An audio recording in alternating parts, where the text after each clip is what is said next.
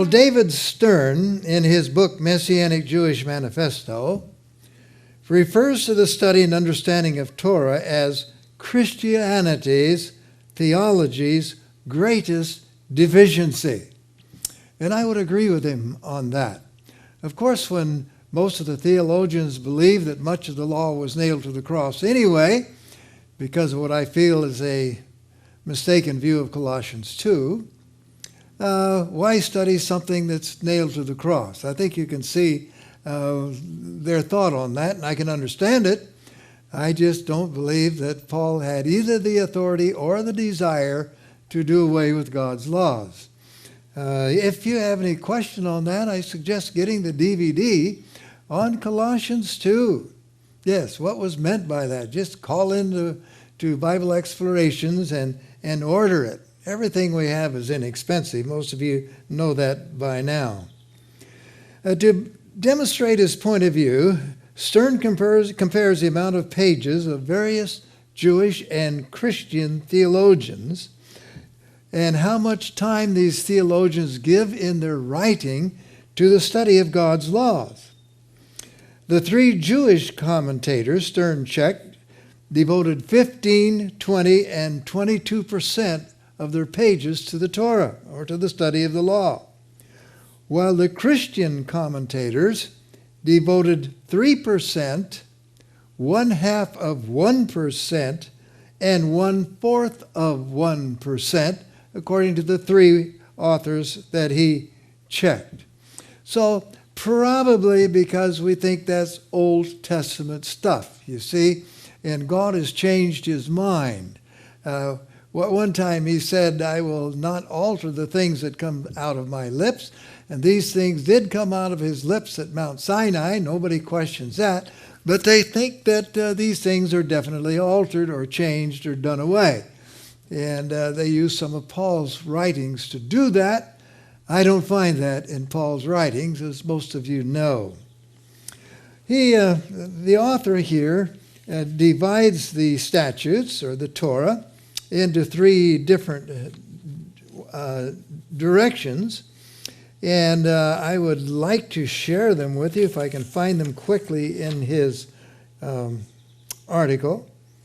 But he calls these things the Meshpatim, Edot, and Chokim. Edot, Chokim, and Meshpatim. The ones that people tend to move aside for sure are the Chokim. And I like to make a pun of that because they chuck 'em, or Chokim. But actually what he's talking about are statutes given without any reasons for them. In other words, we do it because God says it. He explains that some of the statutes are given with explanations. He explains that some of the statutes are given without explanations, but they don't need them because they're so obviously important. And then there are the Chokim that he simply gives and says this is what you do, and doesn't give necessary reason. Well, I'm going to leave out a few other things too, not only the statutes of sacrifice, but as I can, I'm going to leave out the church's execution of punitive judgment. Because that was obviously taking away from it, from us. The state governments have assumed this right.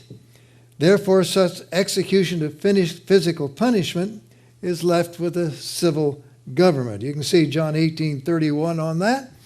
Or if you enjoy reading from the writings of Ellen White, Acts of the Apostles 101, 102. And then again, sometimes statutes are mentioned over and over and over again, which means emphasis. And if I mentioned them every time they were mentioned, why, we would be hours and hours and hours. And you have Genesis, and you have Leviticus, and you have Deuteronomy, and you can read them through very carefully on your own. What I'm doing is reading the ones that I think are most pertinent, and we should read and study them. In fact, the Word of God says every seventh, I believe it is, Feast of Tabernacles, all the statutes should be read to the children of God. There is a text, by the way, in Proverbs 28:9. He that turneth away his ear from hearing the law, even his prayer shall be an abomination. No, I'm not using that as a wedge to say you have to sit here and listen to me talk about the law for quite a while. But when you have opportunities to hear the law, you shouldn't turn away, according to Proverbs. And under inspiration of Scripture, we should get everything out of it we can, because we find the character of God in these things. It shall be a perpetual statute for your generation through all your dwellings, that ye shall eat neither fat nor blood. Now, I truly believe there's a lot of unnecessary disease in this world, and very serious disease, because of the neglect of this particular statute. Everybody knows that diseases are carried in the blood. That's why doctors wash their hands and change their gloves and all this between patients. They learn that the blood and this carries disease from place to place. This is why during flu seasons and cold seasons, you're told to wash your hands frequently to get rid of the bugs and germs and things and wash them down the drain. This is a part of that, passing of blood. All right. If a soul sin and hear the voice of swearing, and is a witness, whether he hath seen or known of it, doesn't matter whether he saw it or heard of it, if he do not utter it, then he shall bear his iniquity. In other words, you're not supposed to hide someone's transgression if it's a court case. You're not supposed to turn away and keep your mouth shut if you know something that should be brought up. The setting of Leviticus 5 here is as a court case where witnesses are called to testify. One who refuses to testify is clearly guilty. There are times when unpleasant duties, one we would prefer to avoid, must be performed. To be honest, even if we don't like the person that's coming out on top, we still must be honest and fair in judgment. If a soul touch any unclean thing, whether it be a carcass of an unclean beast, a carcass of an unclean cattle, a carcass of unclean creeping things, and if it be hidden from him, if he can't really see the bugs and the germs, or maybe he touched it and didn't know it, he also shall be unclean and guilty. In other words, it's not guilty in the sense that we would call it, but the fact is the disease is still there, whether he knows it or not. Or if he touch the uncleanness of a man, whatsoever uncleanness it be, that a man shall be defiled withal, and it be hid from him, when he knoweth of it, and then he will be guilty, he should wash and get rid of it. In other words, God was insistent that his people stayed healthy while they wandered in the desert. And this was his way of doing it. Now, I'm kind of making up reasons for God's laws here, but I'm looking at this from a perspective of practicality. If disease went rampant through the camp, the Israelites would have quickly been destroyed. To transgress might lead to epidemics. As a health measure, this principle is still void, or still, I should say, valid. Or if a soul swear, pronouncing with his lips to do evil or to do good, whatsoever it be that man shall pronounce with an oath, and it be hid from him, when he knoweth of it, then he shall be guilty in one of these. All right, if you make an oath, I'm going to do this, and you get busy and time goes by and whatnot, and a few years go by, you completely forget that you've made it. God doesn't forget oaths. And we shouldn't forget oaths. And if we make them, we keep them. Otherwise, don't make it. And it shall be, when he shall be guilty in one of these things, that he shall confess that he hath sinned in that thing. If you've forgotten to fulfill an oath, confess it, recognize you've done wrong, and make it right. If one of the contracting parties forgets his promise, which he confirmed by an oath, or deliberately repudiates it, when he knoweth of it, he shall be guilty. Now, I've read that statement regarding this statute from the first volume of the Bible Commentary, page 735. That would be the Seventh-day Adventist Bible Commentary. And the Lord spake unto Moses, saying, if a soul sin and commit a trespass against the Lord, and lie unto his neighbor, in that which was delivered him to keep, or in fellowship, or in a thing taken away by violence, or hath deceived his neighbor, or hath found that which was lost, and lieth concerning it, and sweareth falsely, oh, I found this, losers, keepers, what do they say? Losers, weepers, finders, keepers. Yeah, that doesn't play correctly in God's Torah. When you find something, you find its owner. Then it shall be, because he hath sinned and is guilty, that he shall restore that which he took violently away, or the thing which he had deceitfully gotten, or that which was delivered him to keep, or the lost thing which he found. Or all that about which he has sworn falsely, he shall even restore it in the principal, and shall add the fifth part more thereto. Not only do you give it back, if it's money or cattle or whatever, you give an additional 20% of it. It's probably best not to take it in the first place if you're going to consider yourself one of God's people. Because you're going to have to make it right, and you're going to have to pay back the other person, and that means confessing what you did, and that's a lot harder than even giving him the money. You don't want a person to think you've been a thief. You want to keep your mouth shut and go about your business. That's natural. But God says you've got to make it right. That is a statute. I don't want to take something that's not mine if I have to go through all of that. In fact, one with God's heart in them doesn't want to anyway. And give it unto him to whom it appertaineth in the day of his trespass offering. The Old Testament writers call this, what was it? Rasham? Christ referred to it, if you have aught against your brother, lay your gift at the altar, go make it right, and then come back and give your gift. It's a lot easier just to give the gift and say, thank you, Lord, and praise his name and walk away, than to go make things right with somebody you've done wrong to. That's difficult. That's admitting that you're wrong, that you were wrong. Restitution is a vital part of the program God sets before the man who would be free from the guilt of sin. This will, in many cases, include restoration.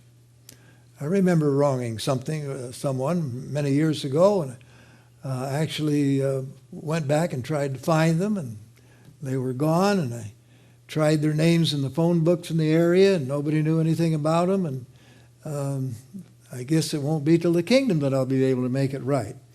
But we should try to do so.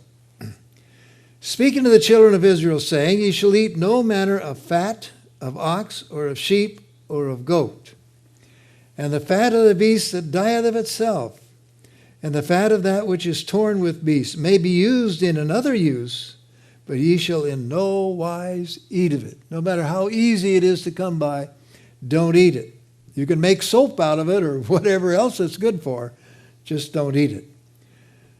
Moreover, ye shall eat no manner of blood, whether it be of fowl or of beast, in any of your dwellings. Oh, most of the restaurants where you eat meat don't go along with these statutes. Straight out, they just don't. I can remember in the days years ago when I used to eat meat. I'm a vegetarian, have been for a lot of years. But we'd go into the market and pick up the hamburger, and it was plastic covered that you could see through, so you could see the nice red meat. And then underneath it, of course, was some kind of a paper container. And you could pick it up and tilt it, and the blood would run this way. You could tilt it the other way, and the blood would run the other way. And obviously, it was not kosherized in any sense. This is what God told his people in the statutes to avoid. My, wouldn't that change a lot of diets? I wonder how much cancer that would rid the earth of I don't know. Whatsoever soul that eateth any manner of blood, that soul shall be cut off from his people. Now that sounds that God is very serious about this, doesn't it? Do your preachers tell you God is serious about that? Oh no, these are nailed to the cross. These are health principles given by God to his people who wanted to live healthy and without disease and sickness for all those years in the wilderness. And he wants the best. You don't think he wants the best for you now? Do you think God has changed his mind? Do you think the blood and the fat of animals is more healthy today with less disease and vermin and viruses than it was then? Come on, let's be real. These are God's statutes. I have a whole DVD called Unclean and Beyond. You should get that if you don't have it. Do not drink wine nor strong drink, thou nor thy sons with thee, when ye go into the tabernacle of the congregation, lest ye die. It shall be a statute forever throughout your generations. And that ye may put difference between the holy and the unholy, between the unclean and the clean. All right? This is given specifically for the priests, because the mind gets fuzzy under alcohol. And they could not discern between the clean. In other words, they got sloppy in their judgment of what's good and what's bad, just like people do today. Like at the bar, I remember certain men saying in the evening, the women in the bar are average, but the longer you're there and the more you drink, the prettier they get. Well, it's probably true of the other side of the fence as well. But the mind doesn't see things quite the same under the impression of alcohol. Somebody says, well, yes, but this statute was just for the priests. That's right. This statute was for the priests. But what does 1 Peter 2 tell us in the New Testament? That if we become Christ, we are to be of a royal priesthood under him. A godly priesthood and a kingly priesthood. That's right. That ye may teach the children of Israel all the statutes which the Lord hath spoken to them by the hand of Moses. So all the statutes are supposed to be taught. Are they? Oh no, not at all. And people object. Why does God say to do this? Why does God say not to do that? Is he an arbitrary, mean God that doesn't want me to drink the wonderful flavor of blood? Come on. God is looking out for the best of his people. He made the animals in the first place. He made the human race in the first place. He knows what's best for his machines.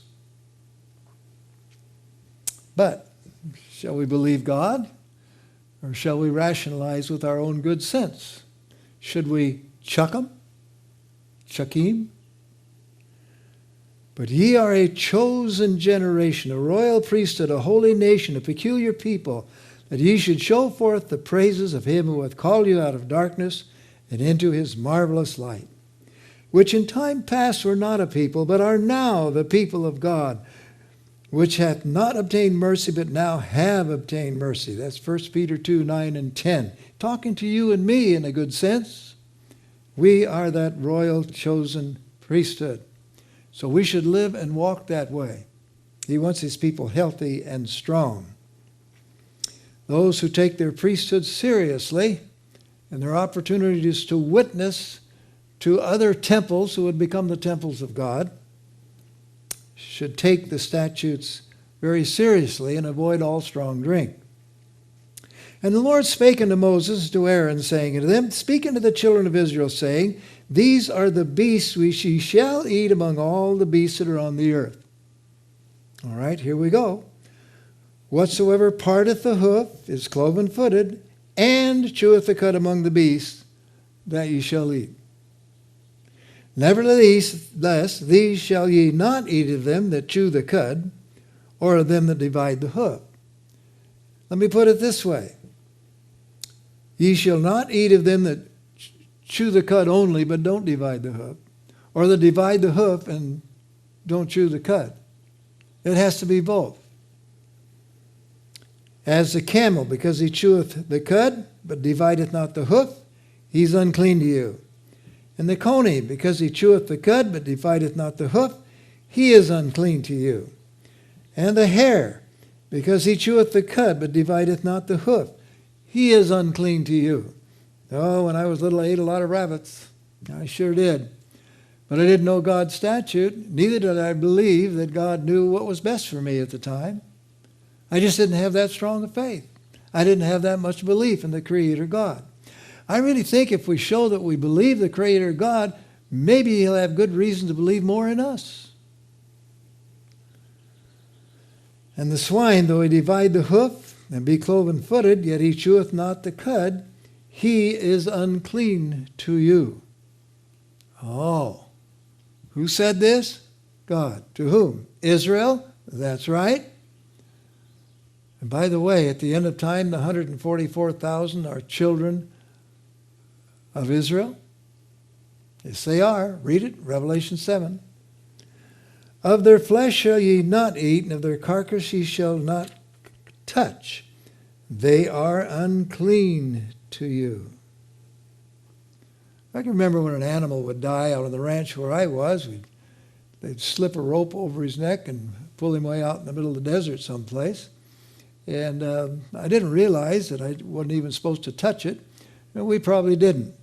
I wonder why.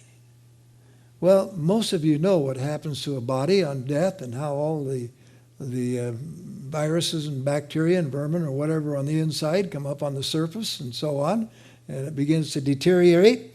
That's what it's supposed to do. But those things are not supposed to get on your bodies. If they deteriorate that dead body, wonder what they might do to yours. Well, I don't know. But the safest thing is to avoid it. If you do touch it, wash it. Get rid of it quickly. All right, where was I? These shall ye eat of all that are in the waters, whatsoever have fins and scales. Well, he really opens a lot of fish to us in the waters, in the seas and in the rivers. Them shall ye eat. You know, I don't find him talking much about fish as being unclean, so long as they have fins and scales. He doesn't talk about bleeding them as an example, getting rid of the blood. I wonder why. Well, they don't hardly have any. That's right. The fish we eat must have both fins and scales. Trout does. Most fish do.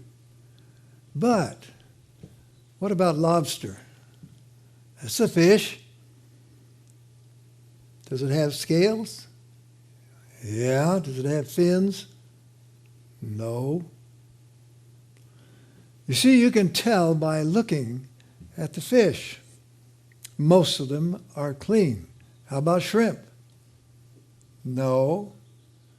I can remember the shrimp boats going out in a certain harbor in the south. And they get their shrimp not too far from the sewage disposal site of one of the larger cities. Lobster's the same way. Now they have lobster farms, so that's supposed to clean the lobster. God made the lobster, and he just told his people not to eat it. Now you can say, oh, but it's perfectly good. I get along fine. Chuckim, chuck it. Don't forget that statute. I don't know. God is smarter than we are, isn't he? He knows better than we know, doesn't he? He wanted his people to be number one on the earth. And that's one of the reasons he gave these statutes, to give them an advantage over their neighbors. It's not that the neighbors couldn't have the same advantage, but God's people were instructed to enjoy those advantages. And all that have not fins and scales in the seas and in the rivers, of all that move in the waters, and of any living thing which is in the waters, they shall be an abomination to you. Just put them out of your mind. That's not what you want there. They shall even be an abomination to you. Ye shall not eat of their flesh, but ye shall have their carcasses an abomination.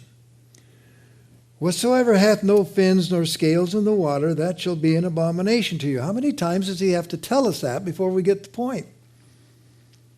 But of course, many people nail all these statutes to the cross because they say Paul did. Did he? I don't think so.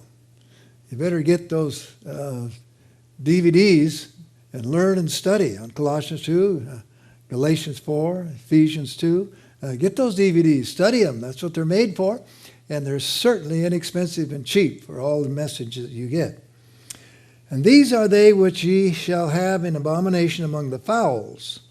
They shall not be eaten, they are an abomination. And then he simply names them. There are so many clean fowls and so few unclean that he just simply names the few unclean. Most of them you have sense enough not to eat anyway. Here we go. Here the unclean ones are. The eagle, the ossifrage, the osprey, the vulture. Anybody have vulture soup lately? I don't think so.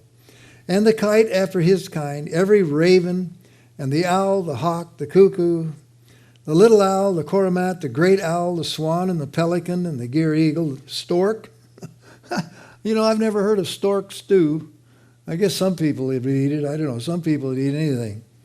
And the heroine after her kind, and the lapwing, and the bat. I wonder how much meat you could get from a bat. I don't know. All the fowls that creep going on all fours shall be an abomination unto you. Leviticus 11:20 makes this a little bit different. It says winged insects. That would be like butterflies as an example.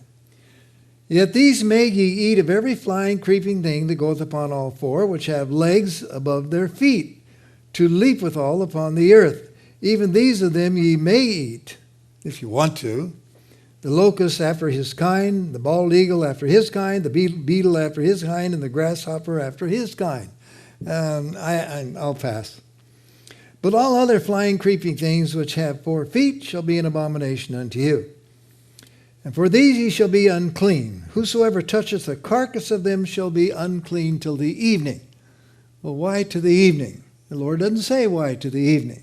I'll make a suggestion. Disease and bacteria and all these things grow in the warmth. Why do you put food in the refrigerator? Because when it's cool, it slows down the deterioration done by what's on the leaves or whatever is being deteriorated. The bacteria, the blood, all of these vermin or whatever it is slows down when it's cool. So if you touch these things, watch yourself and consider you someone that could contaminate somebody until evening. Okay? And whosoever beareth aught of the carcass of them shall wash his clothes and be unclean until the evening. In other words, don't have a chance of having any of this bacterial, viral substances on you. The carcasses of every beast which divideth the hoof, and is not cloven-footed, nor cheweth the cud, are unclean unto you. Every one that toucheth them shall be unclean. God made these animals. He made them for a purpose. They're scavengers. Fish, catfish, goes along the bottom eating all the garbage. People that have these little containers that hold fish often buy a catfish to go along the bottom and clean up the garbage. Do you want to really eat the garbage can? Oh, well, a lot of people do. God tells his people to be special beyond all other people. Don't eat them. And whatsoever goeth upon his paws among all manner of beasts, that go on all 4, those are unclean unto you. Who toucheth their carcass shall be unclean to the evening. If they die and you touch them, you're unclean. You need to get rid of that. And he that beareth the carcass of them shall wash his clothes and be unclean till even. They are unclean to you. God is not judging these people. He's telling them how to take care of themselves, and he's making it mandatory. Yeah, I understand sometime in the Middle Ages or late in the Middle Ages, it became mandatory for doctors to wash their hands between child delivery. And a lot of the women started living when otherwise they might have been dying as they had been in the past. This same principle. These also shall be unclean unto you among the creeping things that creep upon the earth. the weasel and the mouse and the tortoise after his kind. Well, some parts of the United States, turtle soup is quite popular, but not with you, who enjoy the Torah and believe that God is smarter than we are. And the ferret and the chameleon and the lizard and the snail and the mole. Now, some of you have been in a country where snails are eaten readily. They are unclean to you, all that creep. Whatsoever doth touch them when they be dead shall be unclean until the evening.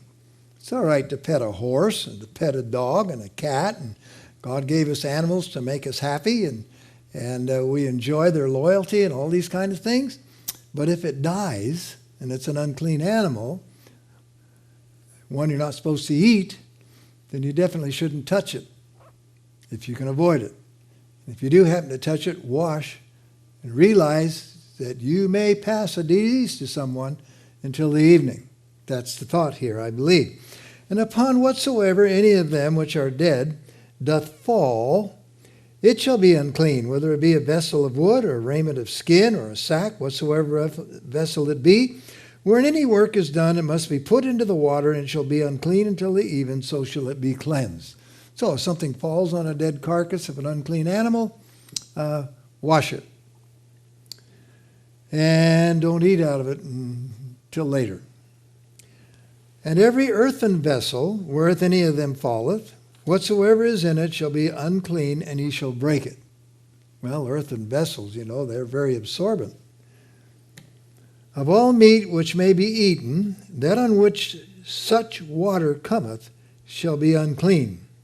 And all drink that may be drunk in every such vessel shall be unclean. And everything whereon any part of their carcass falleth shall be unclean, whether it be oven, or ranges, or pots. They shall be broken down, for they are unclean, and they shall be unclean to you. Now, that doesn't mean to tear up your Kenmore stove or your Wedgwood appliance. These were things that they used to cook on out in the desert, and their pottery and their wood and their wood stoves and so on and so forth. But the idea of cleanliness is very clear. That's why people say at Thanksgiving, if you're going to cook a turkey, what are you supposed to do to the drain? Yeah, we get news. Wash the drain thoroughly. Oh, why? I don't see anything wrong with my drain. Same reason, same purpose. Only God is smarter than we are and carries it a little further than we do at times. Nevertheless, a fountain or pit wherein is plenty of water shall be clean. But that which toucheth their carcass shall be unclean. If a dead pig falls into a lake, it's not going to pollute the whole lake. But if you go swimming in a lake and push the dead carcass around, you're in trouble. That's what it's saying. And if any part of their carcass fall upon any sowing seed, which is to be sown, it's going to remain clean. But if any water be put on the vessels, and any part of their carcass fall thereon, it shall be unclean to you. In other words, when they begin to sprout, that's a different story. And any beast of you which ye may eat die, he that toucheth the carcass thereof shall be unclean till evening. And he that eateth the carcass of it shall wash his clothes, and be unclean until the even. He also that beareth the carcass of it shall wash his clothes, and be unclean till even. And every creeping thing that creepeth upon the earth shall be an abomination. It's not be eaten. Whatsoever goeth upon the belly, like a snake, and whatsoever goeth upon all, turn the page, 4, or whatsoever hath more feet among all creeping things that creepeth on the earth, them ye shall not eat, for they are an abomination. Of course, you're immediately thinking caterpillars here. Don't eat them. Don't eat the butterfly either. Remember that? And there are certain creeping things, he says, are edible. And it doesn't say you have to eat them. But most creeping things are not. For ye shall not make yourselves abominable with anything that creepeth, neither shall ye make yourselves unclean with them, that ye shall be defiled thereby. Why? For I am the Lord your God. That's why. Now, if you accept the Lord as your God, and you believe that his Torah came from God through Moses, then this is the God you're serving, and these are some of the ways in which you serve him. So it's not only better for your own health and your own strength and the life of your friends about you to observe these statutes, but it's also a way of telling the angels which God to whom you belong. I am the Lord your God. Ye shall therefore sanctify yourselves. Ye shall be holy, for I am holy. Neither shall ye defile yourselves with any manner of creeping things that creepeth upon the earth. In other words, a very obvious thing that God considers his holiness and your holiness a part of these very statutes between the clean and unclean and what to do about them. These are important. For I am the Lord that bringeth you up out of the land of Egypt to be your God. Ye shall be holy, for I am holy. So if as a Christian I'm accepting the God of ancient Israel as my God, then he is telling me what to do in order to be more holy like he is holy. At least in these respects. This is the law of the beasts and of the fowl and every living creature that moveth in the waters and of every creature that creepeth upon the earth, to make a difference between the unclean and the clean. Know the difference and make the difference. And between the beasts that may be eaten and the beasts that may not be eaten. That's Leviticus 11, 1 through 47, pretty well inclusively. All right. And the Lord spoke to Moses, saying, Speak unto the children of Israel, saying, If a woman have conceived seed and born a man-child, then she shall be unclean 7 days, according to the days of the separation. For her infirmity she shall be unclean. She's not unclean because she's a sinner in any ways. She's unclean because of what she's just gone through. 7 days. And in the 8th day, the flesh of his foreskin shall be circumcised. You know, people say circumcision was done away with by Paul. Well, it certainly was done away with for the masses of Gentiles which were coming into Christianity. What would have happened if they had been stringent on the law of circumcision when all these Gentiles were flooding into Christianity? They had no anesthetic. They had very little or no antibiotic. And, they could really reap a lot of not only painful soreness, but even death as a result. It was too much to ask. But anyway, I was reading in the Wall Street Journal, circumcision decreases the risk of contracting STDs, study says. Now, this is a very interesting article, and I think it's accurate. Circumcision significantly reduces the risk of contracting herpes and human papillomavirus, says a new study, and adds to the growing scientific evidence that the procedure helps stem the spread of some sexually transmitted diseases. Really? That's what they say. Whether it's still a spiritual law or not, I don't think God ever gave his people something that were bad for them. He always gave his people something that was good for them or protective of them. Circumcised heterosexual men are 35% less likely to contract human papillomavirus, HPV, and 25% less likely to catch herpes than their uncircumcised counterparts, according to the study published in this week's New England Journal of Medicine. Well, it also says in the study, researchers randomly assigned 1,685 men in Africa to undergo circumcision and tracked their health against a group of 1,709 uncircumcised men over the course of 2 years, ending in 2007, pretty recent. HPV and herpes are among the most common sexually transmitted diseases in the United States. Far more commonly than AIDS, HPV can give genital warts and cervical cancer. There are no cures for herpes and HPV. Then it goes on to tell how much the people who were circumcised in the African test did not contact the disease over those which were not circumcised who did contact diseases under the same lifestyle, the same circumstances. So they hasten to say that it's not a total preventative measure, but circumcision certainly does cut down the risk of transferring sexual diseases. And once again, I just don't think God gave things to his people that were harmful. I think he gave things that were helpful. However, I have no argument with Paul's statements. All right. Where was I here? But if she bear a maid child, then she shall be unclean 2 weeks. In her separation, she shall continue in the blood of her purifying 66 days.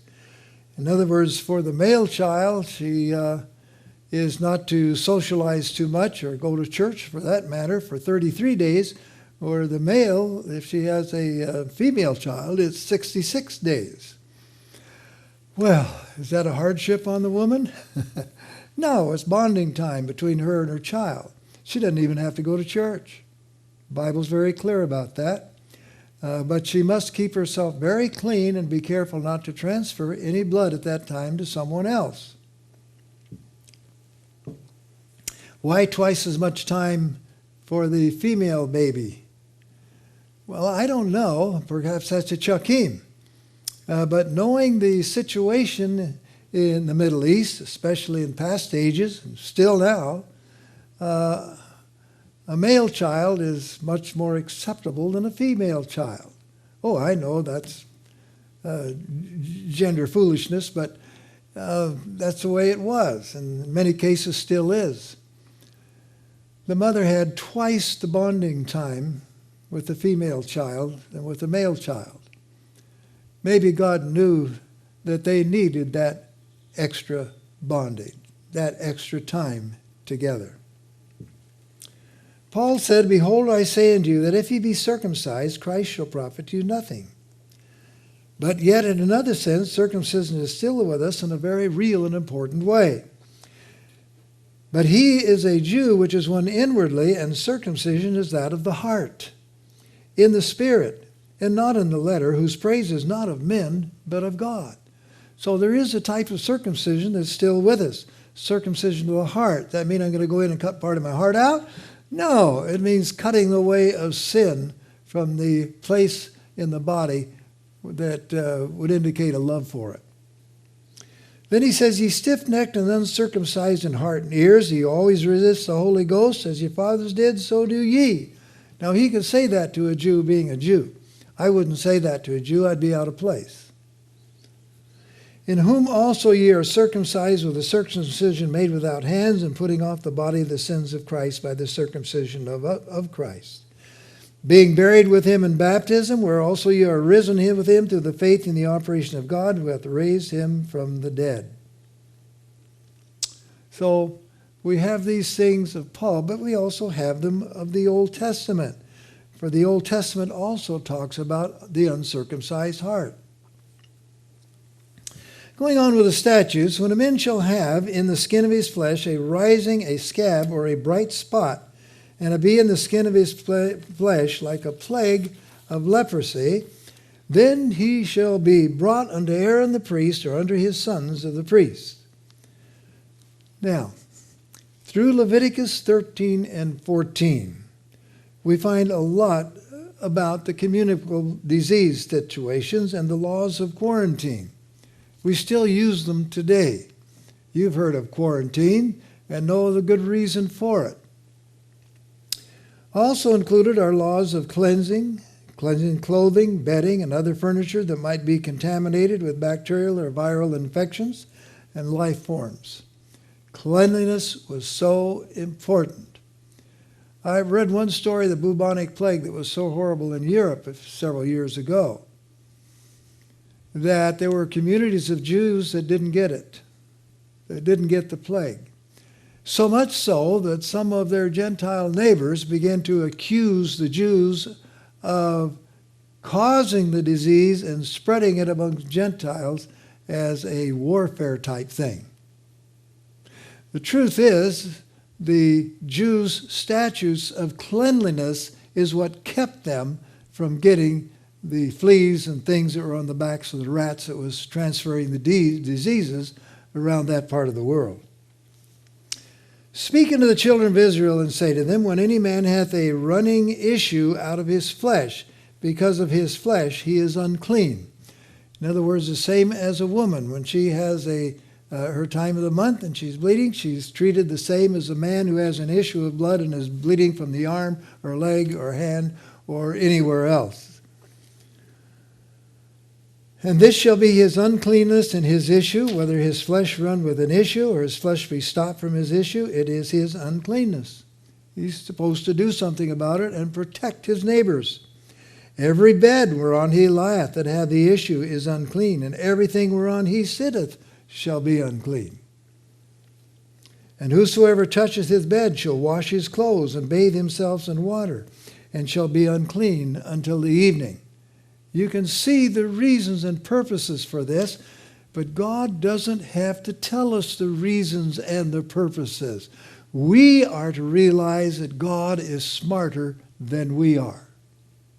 That's enough, even though there are obvious logical reasons.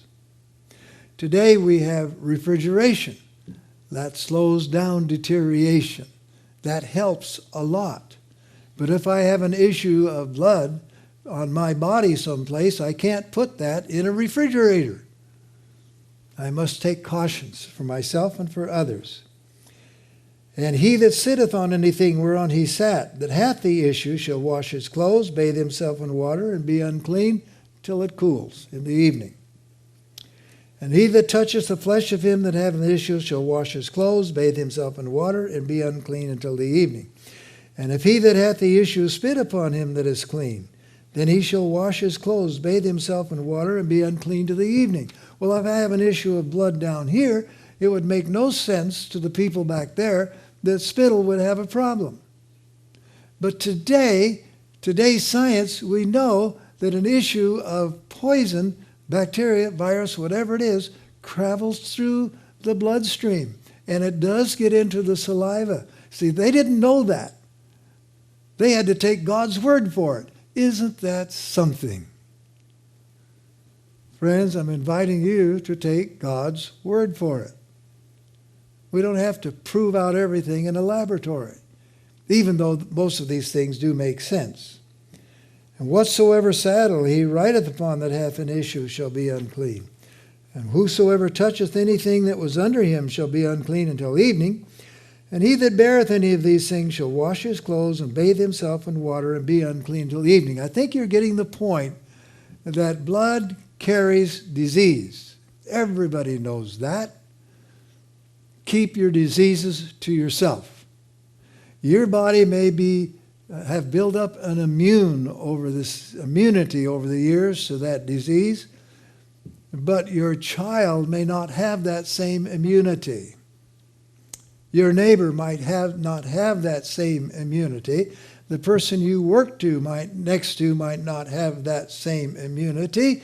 So in your love for that neighbor, keep the disease away from them. Doesn't that make sense? That's what God is saying. And whomsoever he toucheth that hath the issue and hath not rinsed his hands in water, he shall wash his clothes and bathe himself in water and be unclean to the evening. And the vessel of earth that toucheth which hath the issue shall be broken, if it's a porous one, and every vessel of wood shall be rinsed in water. And when he hath an issue is cleansed of his issue, then he shall number to himself 7 days for his cleansing, and wash his clothes and bathe his flesh in running water, and shall be clean. When you're well, give yourself plenty of time to be totally well. Only a few years ago, doctors began seeing light and washing their hands between patients, as I've mentioned before. This is the same type of practice. Long before AIDS and other venereal diseases were understood, the following Levitical health laws and procedures were to be practiced. Now notice, I've only got a little over 5 minutes to go, and we're getting along pretty well. But some of you just want to hear the statutes. You've heard over and over and over in the scriptures that the statutes are important. You've seen the statutes mentioned by the apostles throughout the New Testament. You've seen Paul subscribing to some of the statutes. And you've heard multiple statements by Ellen White that the statutes are still important for us today. Now we're reading them. We're seeing what some of them have to say. And wouldn't you know that most of them would say, well, that makes sense to me anyway. But I'll tell you what, if you go home and read these same statutes again, you'll say to some of them, my, I never knew that. And without a little help and explanation, you might say, chuck 'em. But friends, I hope that's not the case with you. You're not to chuck 'em. These are part of God's sanctification process for you. He said so, and I believe him. If we can't believe him, who can we believe? All right. Whosoever touches those things shall be unclean and shall wash his clothes, and so on. Where did I leave off? All right. Here we go. If a woman, 19, if a woman have an issue, and her issue in her flesh be blood, she shall be put apart 7 days, and whosoever toucheth her shall be unclean until the evening. What does that mean? It means she gets 7 days off from cooking. I think so, literally, don't you? She gets time to take care of her problems and get healed and get well and get back into service again. And everything that she lieth upon in her separation shall be unclean, and everything also that she sitteth upon shall be unclean. Well, you can say, well, I don't really get a drop of blood there, but do these vermin and everything stay right in the blood, or can they crawl out a little periphery? I don't know. I'm not a scientist enough to know. But God took measures here to take care of that. And whosoever toucheth her bed shall wash his clothes and bathe himself in water and be unclean until the evening. Well, this is pretty much the same as if a man had an issue of blood, as we read earlier. And whosoever toucheth anything that she sat upon shall wash his clothes and bathe himself in water and be unclean until the evening.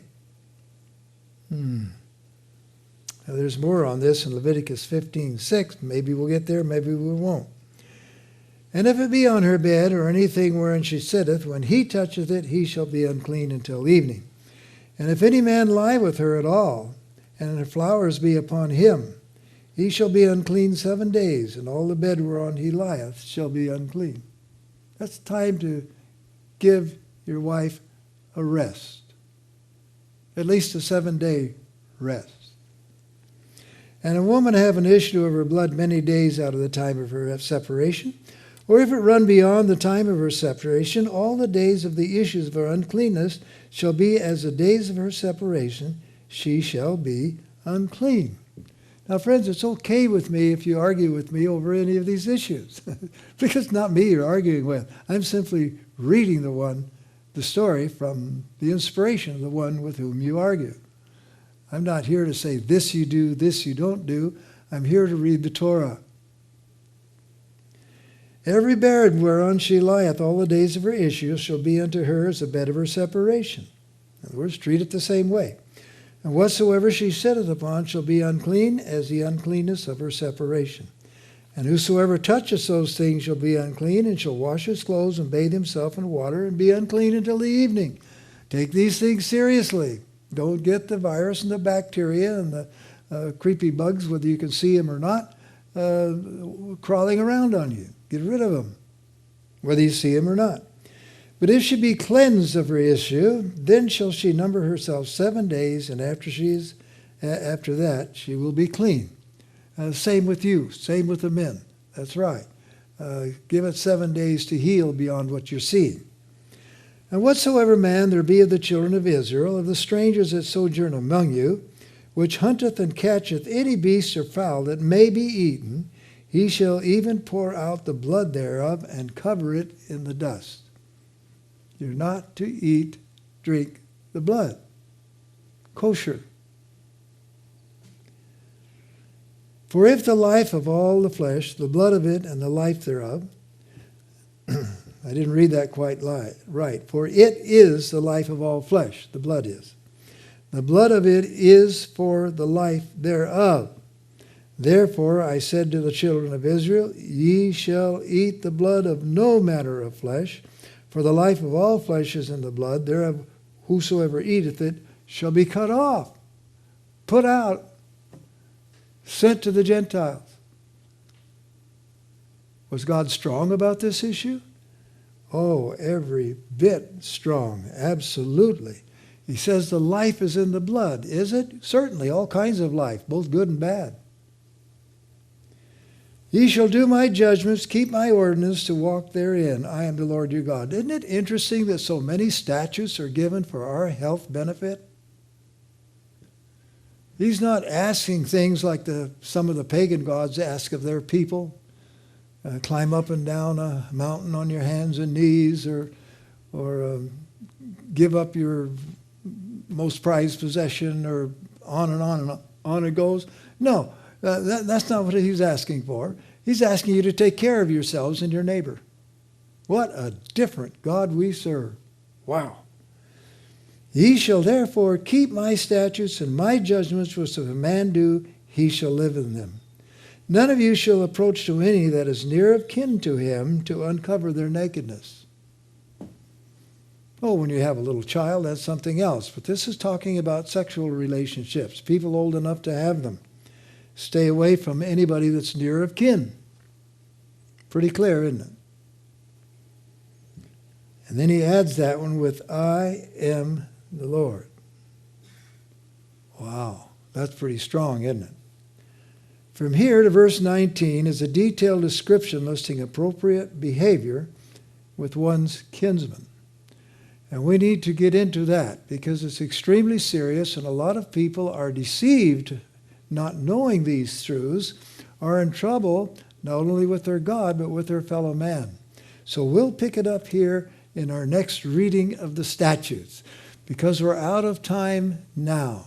But I think everyone can really see that these statutes were given for the benefit of God's people, for their health, for their strength, for their longevity, for the turning down of disease organisms and living a happier life.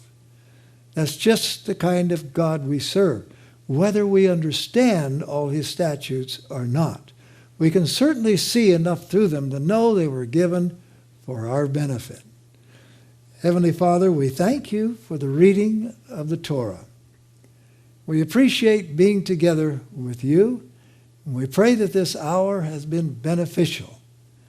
And I pray, God, as we get further into different statutes covering different subjects, such as our relationship with our kin and our sexual relationships, and one of the greatest blessings you've given to us, and how to respect it and treat it and be responsible with it. Oh, God, that's going to be such a blessing to so many people. So I pray that we will soon meet again and share more statutes together. Amen.